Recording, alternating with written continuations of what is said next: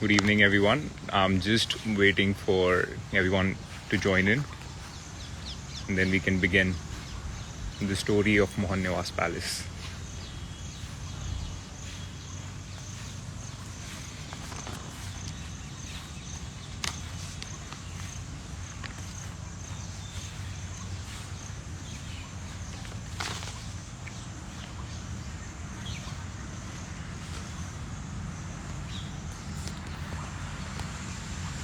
So the castle is made. The castle is made in 1920 by Lieutenant Colonel Raja Bharten Singh Jadev. The castle is made up of Panna white sandstone. There are two types of sandstone in Panna, white and the red one. The red and the white. The white is more exclusive as it's very difficult to find in. The red, where it's taken out and mined in a place called Pawai near Panna. The white sandstone is then designed and made in a manner which would stick stone by stone with a little bit of layered limestone mesh. Limestone contains gypsum, which would act as a glue and stuck together. Unlike cement, limestone joint will only grow stronger with time, with air, water, rain, and just like the changing of season, it will become stronger. The roof tiles are made to order by an Italian company called Frazzoni & Co. And they were the Italian architects who had a firm in Allahabad, now the present city of Prayagraj,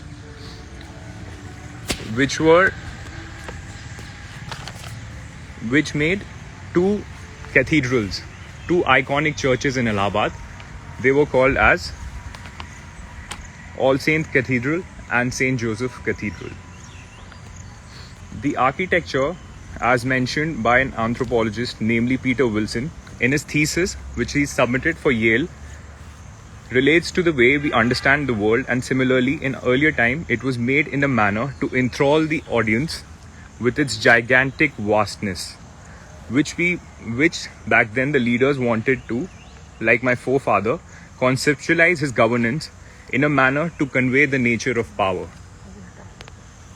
However, him being dignified and respect to the human life and labor generated work for the masses and employed more than 100 people, as it took 8 years to build, from 1920 to 1928. Now let's talk a little bit more about the gardens. The gardens are made to inspire generation about horticulture, which existed. Historically, humans were only made to hunt, gather and rest. But when intellectual prowess hit us, it became a man's desire to take a particular plant from its natural environment, like this Baramasi mango tree, and plant it in a manner which would be extremely close to his home. As this was the only plausible when humanity's goal was no longer survival, and the individual would have more time and energy to beautify his surroundings. This is our amla tree, and that's our iconic eucalyptus tree.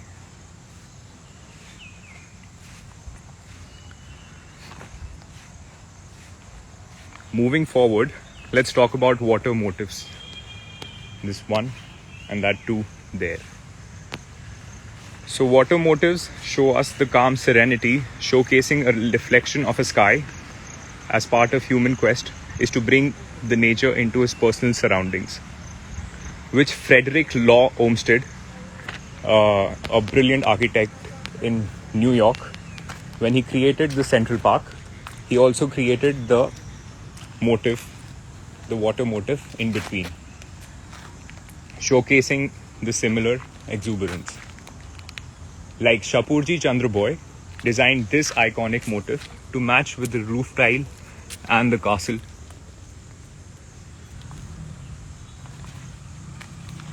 in a manner to show us the exuberance that is you could say the Windsor of India, Mohan Niwas Palace. Let's talk about, as we enter, the verandas. A veranda is a roofed open-air porch that is usually attached to the outside of a residential buildings. They are similar to loggias.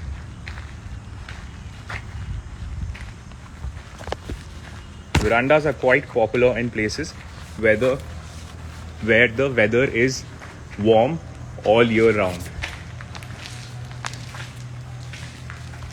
Australia is where they first appeared as colonial building during the 1850s, incorporating an architecture style known as filigree or filigree.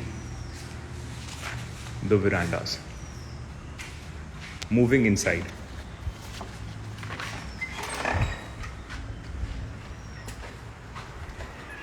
There you can see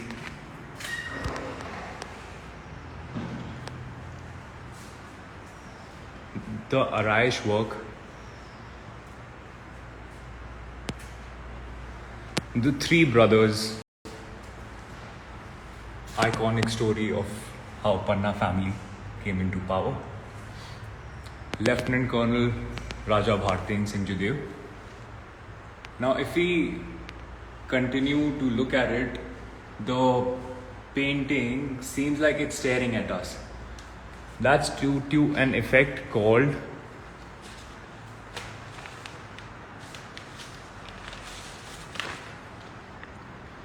anamorphic perspective, which seeks to deny the usual convention of looking,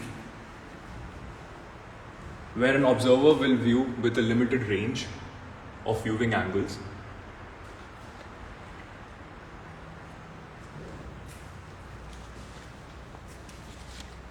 Some iconic pictures of our forefathers, Lieutenant Colonel Raja Bhartendra Singh Judev, his son, Rajkumar Rajendra Singh Judev, the family of Mohan Niwas, and my father. This is the iconic collection of Raja Bhartendra Singh Judev's from his travels. Let's talk about the frescoes and the Araish work, as well as the Maharaja of Panna's painting. This is Maharaja of Panna, His Highness Yadvin Singh Judev. The painting is again in an anamorphic perspective. It's still looking at us from both the angles.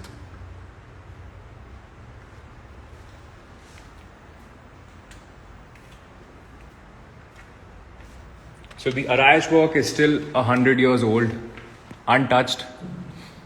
It's made on a plaster line by line.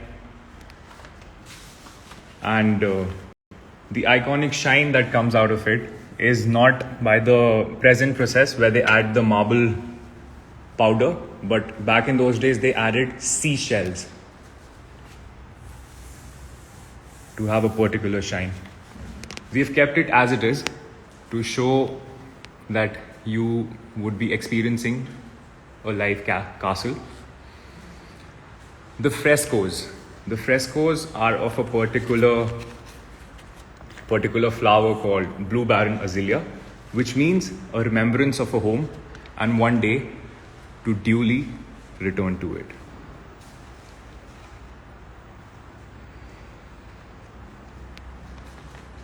Let's move to our Angan.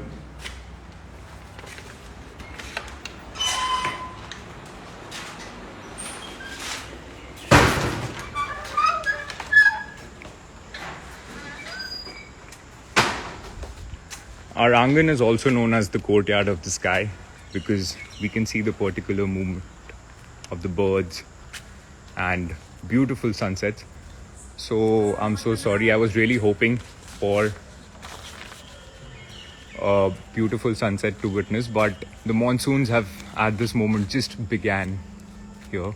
They've just arrived beautifully and I've already showered with their grace.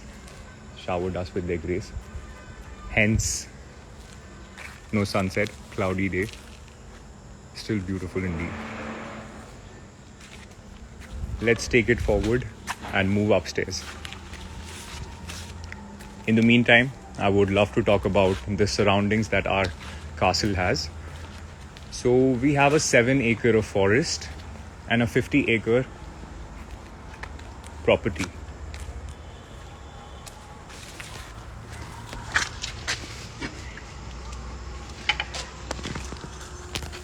So this particular tree is again more than 100 years old, eucalyptus tree. That's where our dairy and stables are. And we have some iconic birds here. Eurasian golden oriole, resident. Then the state bird of Madhya Pradesh, which is beautifully, it's like a paradise flying. So it's also known as paradise flycatcher. And then again, some more iconic trees. Let's head upstairs.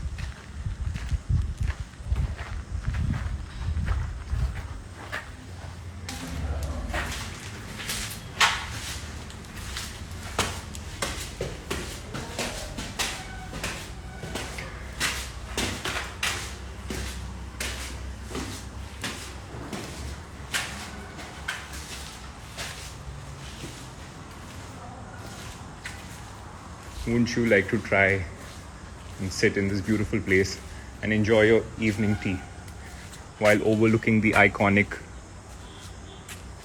we have some blue rock pigeons.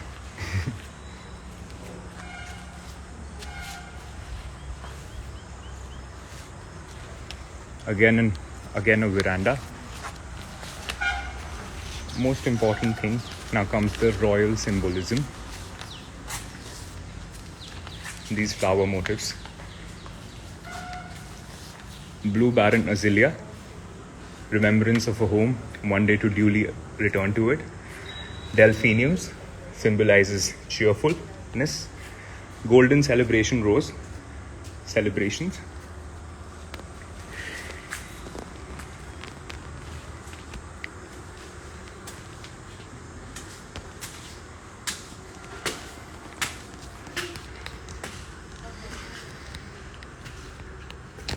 Daisies and rhododendron.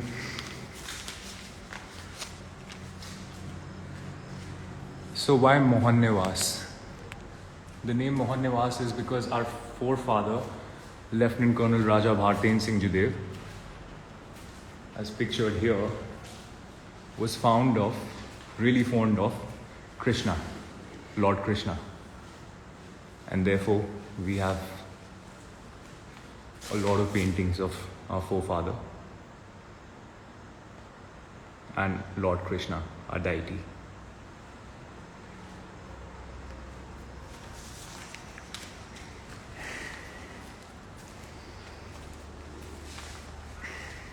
Echo radio.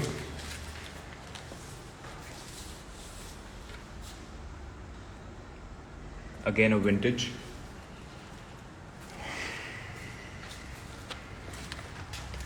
So why is this door handle bronze?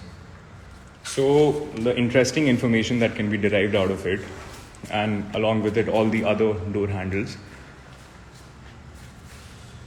is because this castle was made during the time of pandemic. So called the Spanish flu, 1928, 1918. So the Spanish flu, you can see here as well, most of the electrical switches, doorknobs. So it's called oligodynamic effect. So it sterilizes itself within a couple of hours, making the homestay a heritage, a blissful experience for all of us.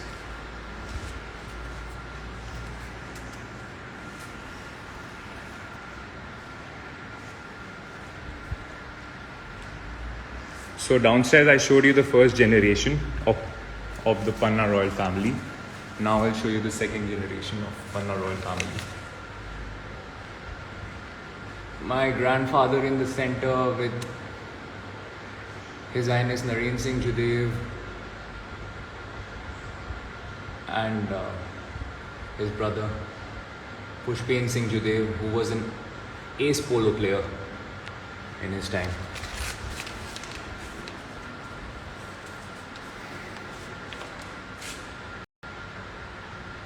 Padmini Kumari, later Her Highness Rajpipla. Again, Lord Krishna Adaiti.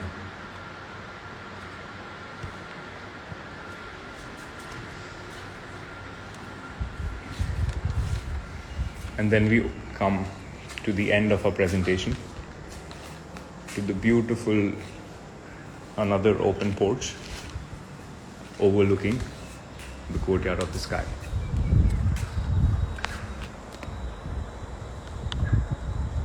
Thank you so much. Stay tuned, and we are looking and hoping to host you all very, very soon.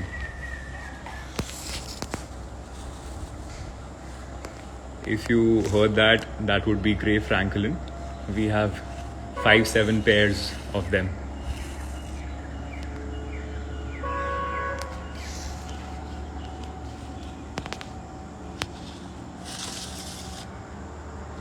Thank you.